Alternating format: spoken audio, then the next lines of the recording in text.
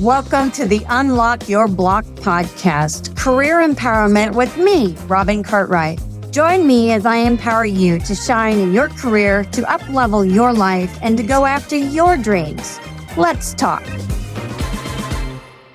Hi, everybody. Thank you so much for joining me on the Unlock Your Block podcast with me, Robin Cartwright, to talk about all those wonderful things to help up-level your career and your life. Today, we are discussing life's purpose versus career purpose with my guest, Amber Maier.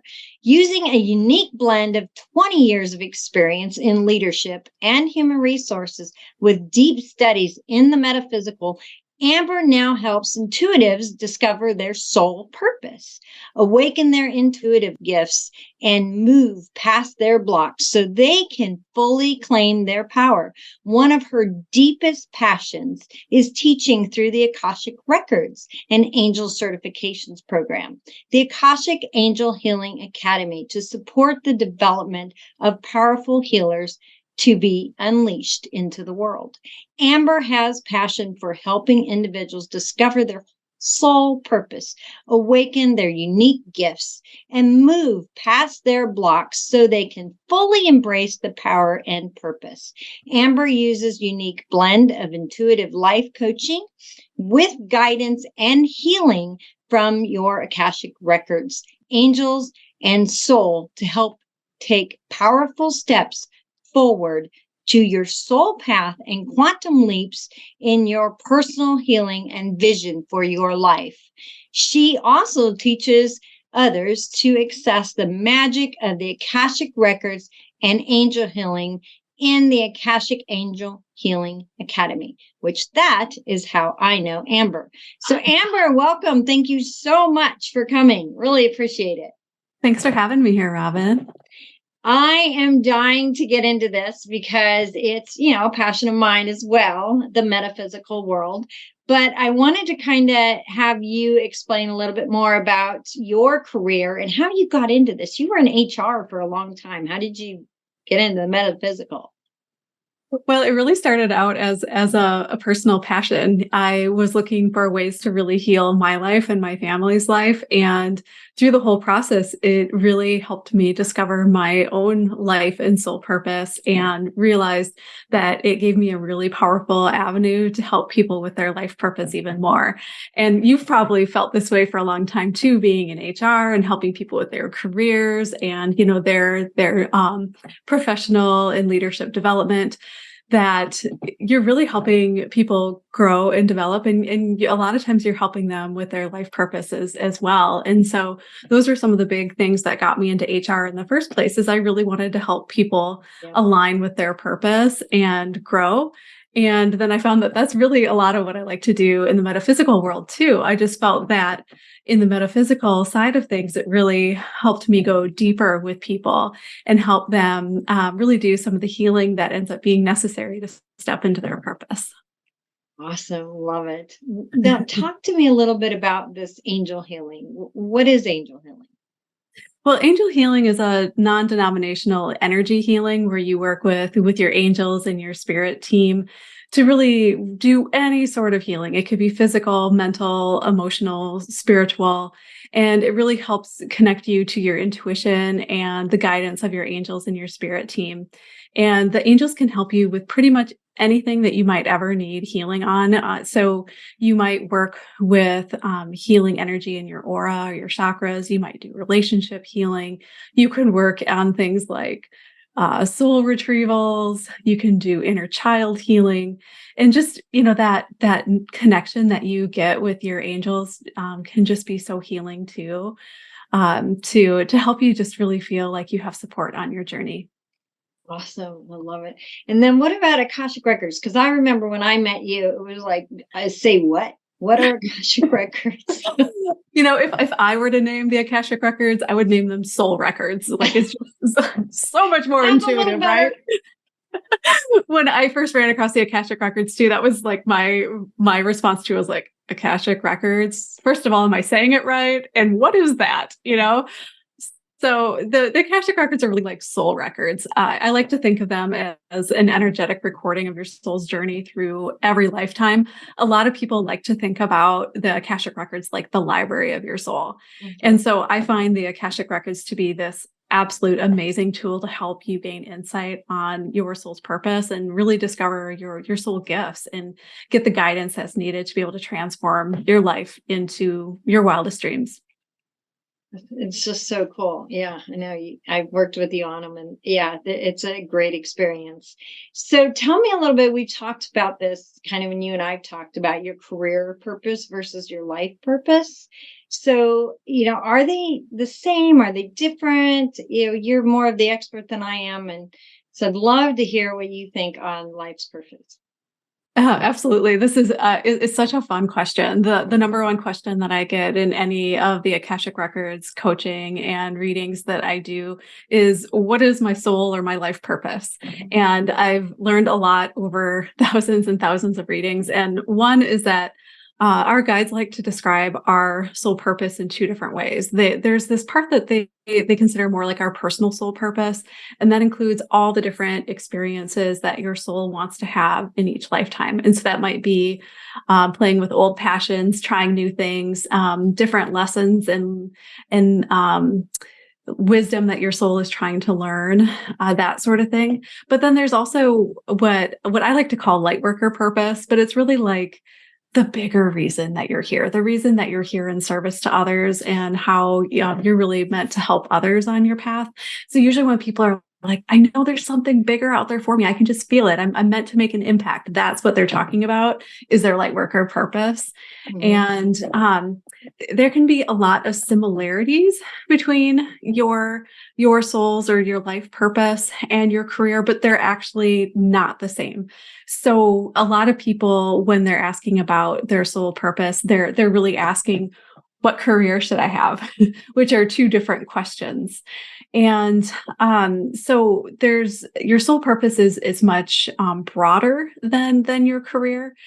So if you think about it, you want to have a purposeful life, not necessarily just a purposeful career. And so your work and your career absolutely can be part of your soul purpose. And I think the people who feel the most fulfilled, it is part of their soul, their career is part of their soul purpose. Right. But I like to think about your purpose is like why you do what you do, or like what you intend to achieve, or the impact that you want to make. And the career is more like the what, like how you bring your purpose to life. And that can change over time. So there's like a lot of different ways you can put your purpose to work. And how like you can think about how your career can change over time, but it's still serving that same purpose. That's kind of how it fits in. And so I feel like if your work that you do, your career feels like a calling, I think then it's probably in alignment with your soul purpose. Right. Like we talked about this. So I had this, 30 years of professional HR, moved up the corporate ladder, and all of a sudden just had this pull that I needed to go out and coach. Yeah. And to me, that is telling me that this is more aligned with my life's purpose. So your life's purpose and your career purpose can kind of be together. And it's more of, if you're doing what you're supposed to be doing and it comes easy and flow, that kind of, am I getting the gist of it? Yeah, absolutely. Usually when you feel a lot of joy and fulfillment, and you're really tapping into that deeper purpose, it can help you get into that flow state. For sure. Like I was talking to a client today, and he was telling me that, the jobs that he had just didn't really excite him and make him happy. And then when he thinks about moving into this other area, how excited he gets. And so we did some visionary work, some work on his manifestation, and try to put that all together so that you can feel that excitement in your job, which then you're more aligned with your life's purpose. Absolutely. Yeah. It can feel more like a calling. It can feel like, like the difference between like good stress and bad stress, work a good challenge and you really enjoy it versus like wanting to pull your hair out and not ever go into the office again, Right. But I think one thing that people get tripped up on is that they think that it's always going to be this beautiful flow and happy. Like my girlfriend's a nurse. She loves being a nurse, but Hmm. it's not always easy for her. There's times where, she lost a patient last week. It was really sad. There's difficult moments. And she said that one of the things she hates doing is working with some of the doctors. So she tells me stories about him. But you have different people, or maybe you're a CEO of a company and you love running the company. It's your baby, it's your passion, but you still have to do with quarterly reports. You have to deal with the board and the investors. So there's still, even like for you, there's things that you don't always like to do in your job, right? Definitely. I think that that's such a good thing to point out, because then people are like, "Oh, I'm running into some resistance. I don't like this. This must not be for me." But a lot of times our dreams are on the other side of fear, and so it's our souls really want to grow. And when can you think about a time that you've grown that it hasn't been uncomfortable at some point? Yeah. Like me going LinkedIn live today. I didn't know what I was doing. I had to watch all these videos and figure it out and get out there. But yeah, so you're right. It's scary to go out and do something new. But at the same time, when I work with my clients and I see the excitement in their face and I see how it works, Yeah. and that my pillars are actually working and that they're learning from me and they feel more enlightened and they're taking this. I mean, you must have the same thing when you work with your clients. Oh yeah, it's so fulfilling. One of the things that I have a big passion for is helping people develop their intuition, and be able to show them how to use that intuition in their everyday life, and help them live more conscious lives by developing this intuition. And one of my favorite things is when people blow their own minds, like, "Oh my God, I can actually do this." And Yeah. that will never get old for me. I love it. Yeah. No, it's funny. I forget what it was the other day, and I wasn't using my intuition, and I go, "What? That was stupid. I knew that was going to happen. Why did I do that?" I just knew that if I did it that way, that's exactly what was going to happen. And that is what happened. I was like, why didn't I listen? Yeah. So tell me a little bit, because I know you have the intuitive abilities that you've sharpened over the years, but and I used them a lot in work, but how did you use them in work? And how do you think our listeners can use them in their everyday lives at work? I mean, let's talk about intuition. I think there's endless possibilities of how you can use your intuition at work. I think your intuition can help you make better decisions. I think, a lot of times we get so stuck in the weeds and we can get so stressed out in some of these day-to-day things. And I feel like taking an intuitive look at your issues or your life or the situation can almost like help you rise above the situation and get like this like eagle view, this bigger picture of what's actually occurring.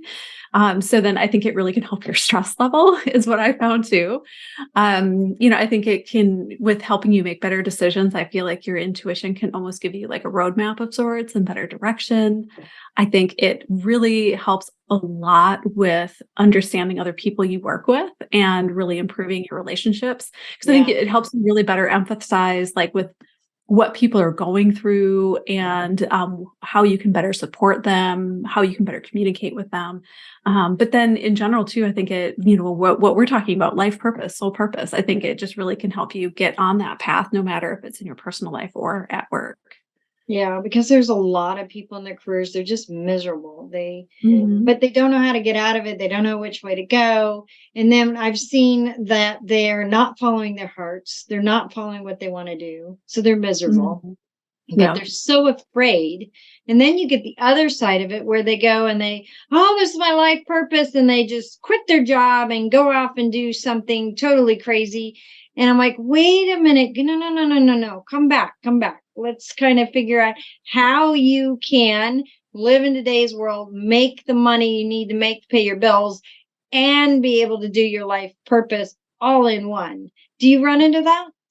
Well, I was just actually going to say that's, I think, one of your superpowers, Robin, that I really appreciate about you is that I feel like you have like such good balance on both sides of the world, and not everyone has that. Like you said, like somebody like they're overly logical and they only follow that, or they're like overly intuitive and like jump off a cliff after that. And like I think you just have this like beautiful marriage of like bringing these things together and helping people think Yeah. through all of that. And that's Yeah, what we talked about. My marriage. but yeah, I think it's a challenge to be able to balance, you know, logic with your intuition. And I think it's one of those things like you kind of learn from over time. Like you were just saying, like the other day, you were like, oh, I know I should have listened to my intuition on that. I had that happen to me just on a walk with our dog the other day. We were about to walk down a cul-de-sac and I was like, that doesn't feel good. I don't think we should go down this cul-de-sac. A dog's gonna run out at us.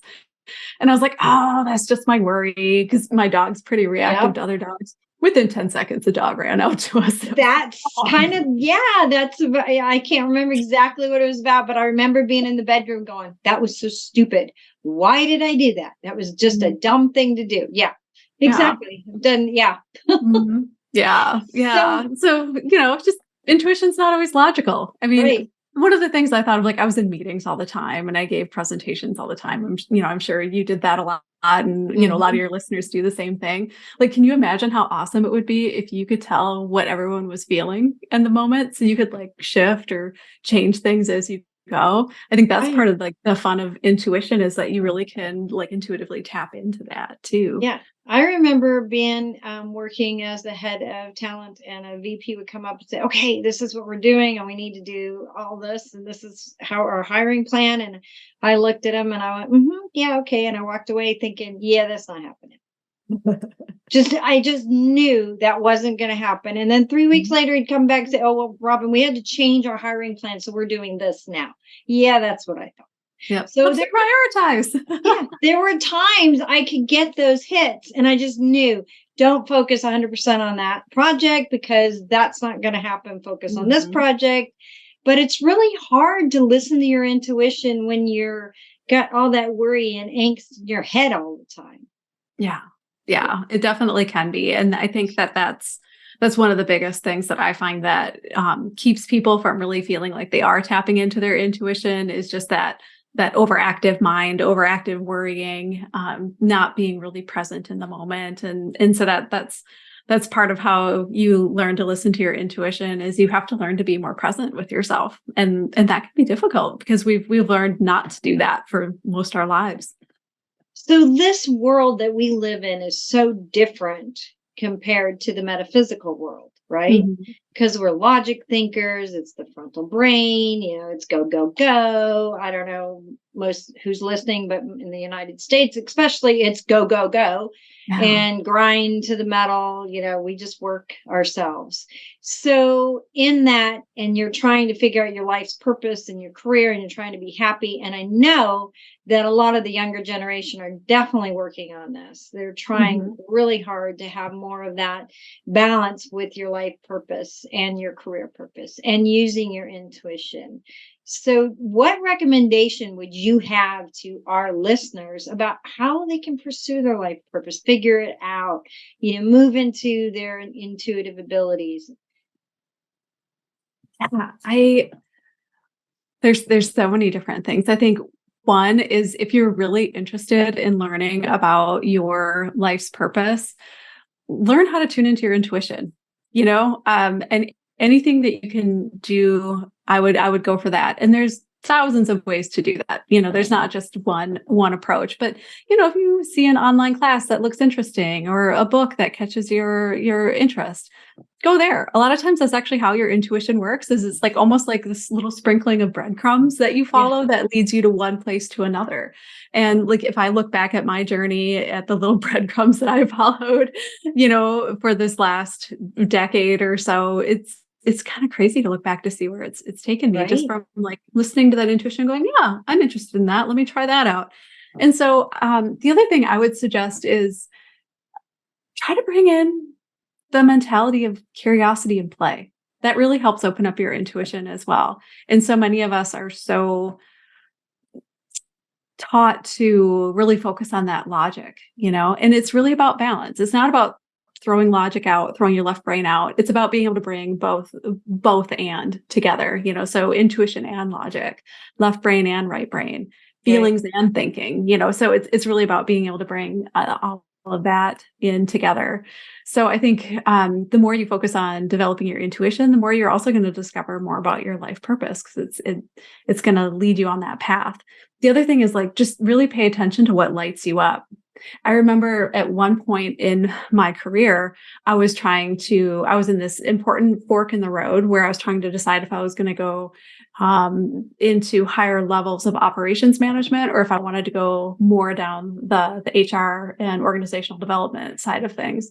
And so I did this little activity for about a week. I was like, I'm going to pay attention to all the conversations that I have about work, and what part of my work lights me up that I could just talk about forever, and you can hear the enthusiasm, the excitement in my voice, and what parts of my like, and so that's what helped me make that choice. Was I basically followed what lights me up.